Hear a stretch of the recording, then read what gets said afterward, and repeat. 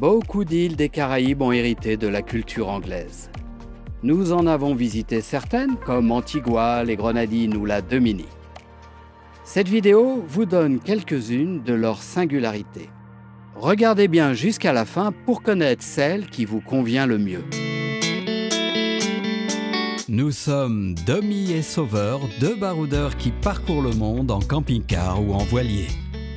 Nous aimons surtout les sites et les activités hors des sentiers battus. Nous partageons avec plaisir nos aventures et nos rencontres à travers ces reportages.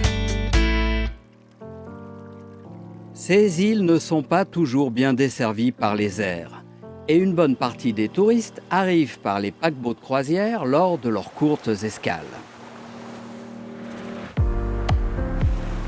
De notre côté, nous avons découvert ces îles de manière plus indépendante, en voilier. Les croisiéristes en paquebot arrivent dans les capitales de ces îles où des quartiers entiers sont luxueusement aménagés pour les recevoir. C'est particulièrement flagrant à Saint-Kitts et à Antigua.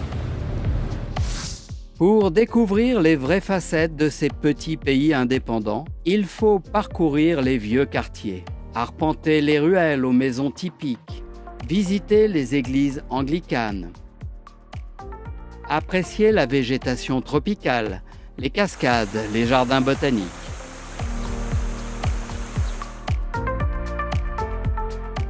Même si ces îles sont fréquentées en majorité par les Américains, les Anglais et les Canadiens, elles restent des destinations agréables pour les Français.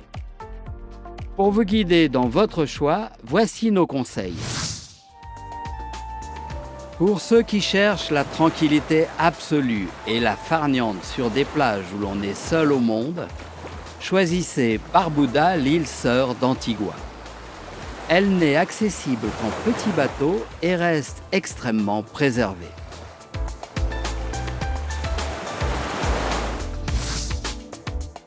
Si vous aimez les atmosphères très british au nord des Petites Antilles, vous avez le choix entre Antigua ou Saint-Kitts. Anglish-Harbour à Antigua est une très belle ville coloniale. C'était la base navale des navires anglais au temps des colonies. Plus petite, Saint-Kitts jouit également d'une belle petite capitale aux rues colorées.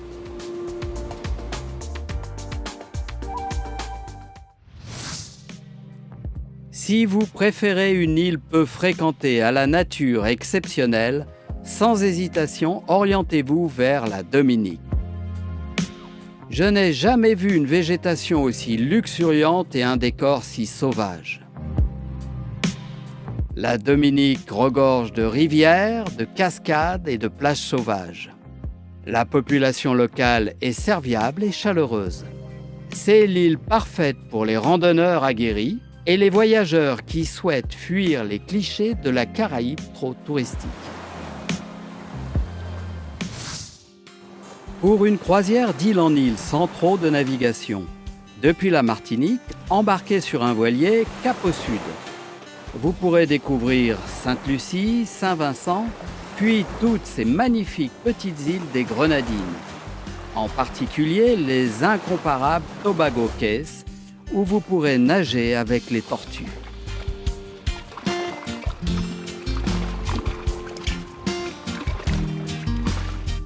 Il y a aussi l'île de Bequia, celle de Carriacou ou de Petite Martinique où l'on trouve poissons, fruits et légumes locaux à volonté.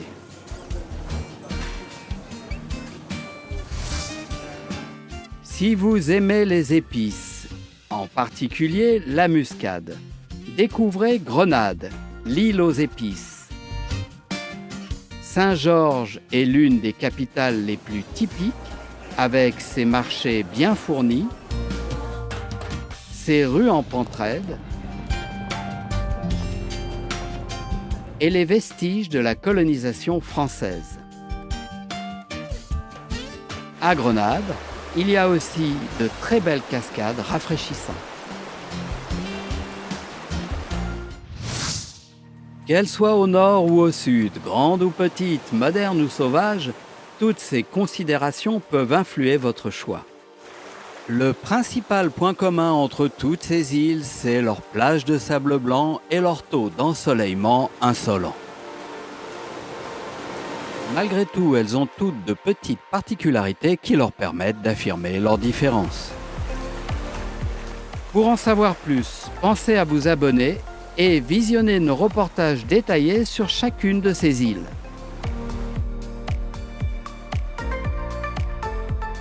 La semaine prochaine, on se retrouve pour la visite d'une ville classée, Beau Détour de France.